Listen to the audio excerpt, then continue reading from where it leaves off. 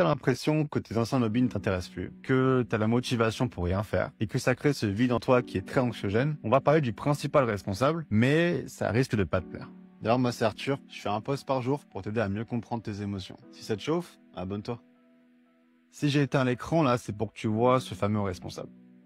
Oui, c'est bien ce téléphone que tu tiens dans tes mains et que tu tiens beaucoup trop souvent dans tes mains d'ailleurs. Et c'est certainement pas la première fois qu'on te le dit, mais pourquoi en fait? Pourquoi le téléphone a autant d'impact sur ton cerveau et affecte autant ta santé mentale? Donc dans notre cerveau, on a ce qui s'appelle le système dopaminergique. C'est un circuit de neurones responsable pour ta motivation, mais également ton plaisir de la découverte. Et en plus de ça, il aide aussi ton système sérotoninergique à créer des sensations de bonheur. Et donc un signal électrique est envoyé entre tes neurones jusqu'à atteindre une synapse, comme un espèce de checkpoint. À cet endroit-là, les deux neurones ne se touchent pas, et donc ils ont besoin d'un messager chimique pour transmettre et relayer ce signal. Et ces messagers chimiques s'appellent les neurotransmetteurs. Tu en as sûrement entendu parler. Et donc le neurotransmetteur de ce système s'appelle la dopamine. Ce qu'il y a à savoir sur la dopamine, c'est que tu en as une quantité limitée durant ta journée. Et donc si tu épuises cette réserve, le signal ne sera plus transmis entre tes neurones, et donc dans ces cas-là, c'est normal qu'un hobby qui d'habitude t'intéresse ne t'intéresse plus. Et donc faut pas que tu rentres dans un scénario catastrophe où tu penses que tu ne ressentiras plus jamais de plaisir, que c'est pour toujours, etc.